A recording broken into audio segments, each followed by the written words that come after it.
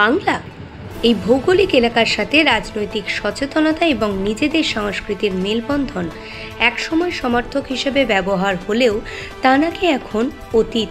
নিন্দুকরা বলেন রাজনীতি নাকি সেই শাঁখের করা, কিন্তু সত্যি কি তাই? অন্তত বনগাঁ সাংগঠনিক জেলার আইএনটিটিইউসি সভাপতি তথা বনগাঁ পুরসভার পুরপিতা নারায়ণ ঘোষ তিনি দেখালেন ইচ্ছে থাকলে উপায় হয়।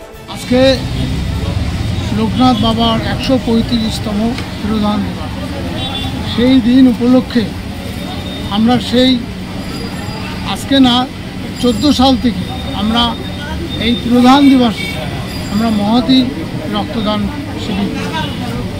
আজকে দেখছেন হাজার হাজার লোক এখানে এসছে, ১৬০০ লোক রক্ত দেবে। বনগাঁ জিয়ারধর হসপিটাল এবং আমাদের আরজিকর হসপিটাল উভয় পক্ষ ৯:৩০ চলে এসছে। আমি তাদেরকে ধন্যবাদ জানাই যে তারা সকাল সকাল এসছে। তার সাথে সাথে আমাদের এখানে ১০ থেকে ১৫,০০০ লোকের প্রসাদ বিতরণ করা হবে। আমাদের যারা ভক্তরা এসছে তারা প্রত্যেকে প্রসাদ পাবে। আর আমাদের লোকনাথ বাবা, আমরা লোকনাথ বাবার ঘরে ঘরে আমরা লোকনাথ বাবাকে আজকে পৌঁছে দেবো। আপনারা দেখতে পাচ্ছেন আমার পাড়া পড়শি এবং আমাদের যারা সম্মানীয় ব্যক্তিরা আছে এবং প্রায় ২,০০০ আমরা লোকনাথ বাবা এনেছি, প্রত্যেকের ঘরে ঘরে পৌঁছে দেবো। আমি মানবিক চেয়ারম্যান এখানে গোপালদা আছে, গোপালদার কাছে একটাই অনুরোধ রাখবো, আগের দিনও বলেছি এটাকে লোকনাথ পাড়া হিসেবে ঘোষণা করা হোক। কারণ একটা দিন এই জায়গাটা কী ছিল আপামর বনগাঁবাসী জানে। সেই জায়গাটায় লোকনাথ বাবা এসে পড়েছে, আলোয় আলোকিত হয়ে গেছে। আমরা চাই আমার মানবিক চেয়ারম্যান যেন এই ঘোষণা করে। তার সাথে সাথে বনগাঁ হসপিটালে বাচ্চাদের ওয়ার্ডের জন্য সুপার সাহেব ২০টা স্ট্যান্ড ফ্যান চেয়েছে, সেই স্ট্যান্ড ফ্যান আপনারা দেখতে পাচ্ছেন এখানে এনেছি, সেটাও আমরা হসপিটালে দেব। আমরা যেন এই লোকনাথ বাবার তিরোধান দিবস এবং জন্মাষ্টমী জানেন ৫০,০০০ উপরে লোক যায়, এই দিনটা যেন আমরা সুষ্ঠুভাবে সুন্দরভাবে পালন করি। বর্তমানে প্রকৃতি তার রুদ্ররূপে অতিষ্ঠ করে তুলেছে সাধারণ মানুষকে।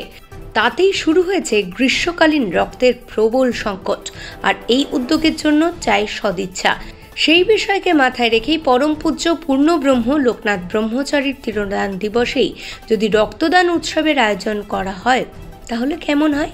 ব্যাস, যেমন ভাবনা তেমন কাজ। বিগত বছরগুলির মতো মহা সমারোহে আয়োজন পূর্ণব্রহ্মর তিরোধান দিবসের সাথে রক্তদান। বনগাঁর বারোপল্লী শ্রী শ্রী লোকনাথ কমিটির অন্যতম উদ্যোক্তা নারায়ণ ঘোষের পক্ষ থেকে পুজো পাঠের যাবতীয় আয়োজন এবং হাজার হাজার ভক্তবৃন্দের জন্য প্রসাদের আয়োজন। ভক্তদের সমাগমও ছিল চোখে পড়ার মতো। সঙ্গে আইএনটিটিইউসির সভাপতি নারায়ণ ঘোষের নেতৃত্বে প্রায় ১৬০০ লোক রক্ত দিলেন এই মহৎ উদ্যোগে। পাশাপাশি এই গরমে বনগাঁ জিয়ারধর হাসপাতালে ২০টি ফ্যান তুলে দেওয়া হলো হাসপাতালের শিশু বিভাগের জন্য।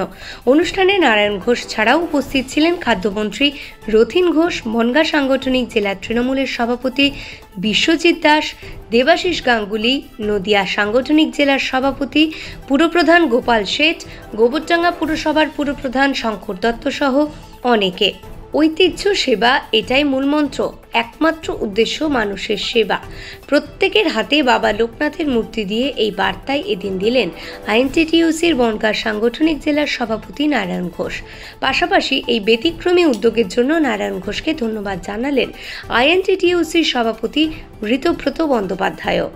ধর্ম ও সেবা এই দুটি শব্দ খুব অঙ্গাঙ্গিভাবে যুক্ত, তেমনি রাজনীতি ও সেবা এর সঙ্গেও একটা গভীর সম্পর্ক আছে। যদিও বর্তমান সময়ে দাঁড়িয়ে ধর্ম, সেবা, রাজনীতি ব্যবহারিক অর্থের অনেক পরিবর্তন ঘটেছে।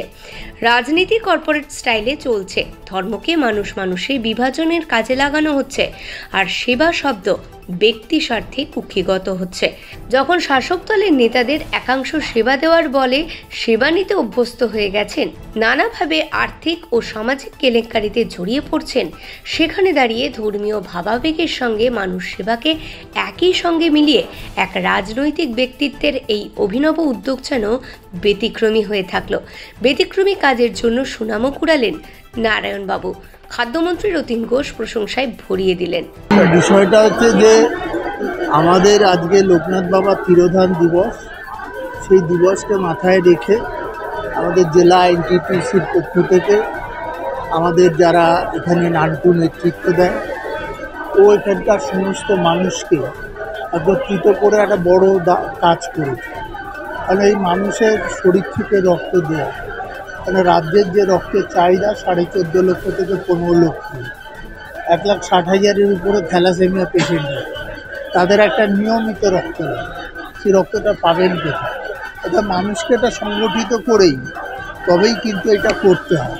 তো সেইটা সাংগঠনিক দক্ষতা দেখিয়ে এই কাজটা করেছে আমাদের জেলা এনটিপিসি। এখানে আমাদের সব লিডাররা উপস্থিত থেকেছি এবং থেকে আমরা চেষ্টা করছি এবং দুপুরে যাতে কেউ অভুক্ত না যায় তারও দেখবেন একটা ব্যবস্থা আছে।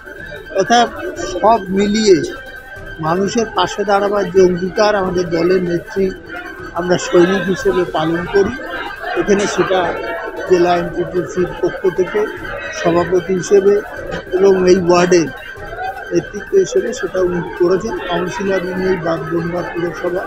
আমার মনে হয় যে এই ধরনের উদ্যোগ খুব কমই দেখা যায়। আমরা বলি না যে মোরা একই বৃন্তে দুটি কুসুম, হিন্দু মুসলমান, একজন তার নয়নমণি অন্যজন তার প্রাণ। এটা রবীন্দ্রনাথ আর নজরুলের বাংলা। সেই বাংলায় দাঁড়িয়ে লোকনাথ বাবাও যেমন সব ধর্ম সম্প্রদায়ের ঊর্ধ্বে উঠে মানুষের কথা ভাববেন, নান্টুও সেই চেষ্টাটা করেছে। এটা তো হসপিটালে শিশুদের কথা সুপার ওকে বলেছিল এবং সেই অনুযায়ী এটা একটা বড় বিষয় আর কি। এখানে পাশাপাশি সবাই যদি উদ্যোগ না নেয় তাহলে সেই হাসপাতালে যে শিশুরা চিকিৎসার জন্য আসে তাদেরও যাতে এই গরমকালটা তারা ভালোভাবে ওখানে থাকতে পারে তার জন্য ব্যবস্থা। আমার মনে হয় যে এক কথায় একটা বড় কর্মযজ্ঞ, যে কর্মযজ্ঞের মধ্যে দিয়ে মানুষের পাশে দাঁড়াবার উন্নতি। মানুষের পাশে মানুষের সেবায় নিজেকে উজাড় করে যতটুকু করা সম্ভব তার সম্পূর্ণটাই একজন মানুষের সদিচ্ছার উপর নির্ভর করে। সেই বার্তায় তৃণমূল নেত্রী মমতা ব্যানার্জি বারবার দিয়ে এসেছেন, আর সেই পথেই তার রাজনীতির জীবন অতিবাহিত হবে। সেই বার্তায় এই অনুষ্ঠানের মাধ্যমে এদিন দিলেন আইএনটিটিইউসির বনগাঁ সাংগঠনিক জেলার সভাপতি নারায়ণ ঘোষ। ভবিষ্যতেও আরও এই ধরনের উদ্যোগ তিনি করবেন বলেও প্রতিশ্রুতি দেন। Bureau report, digital news Bangla.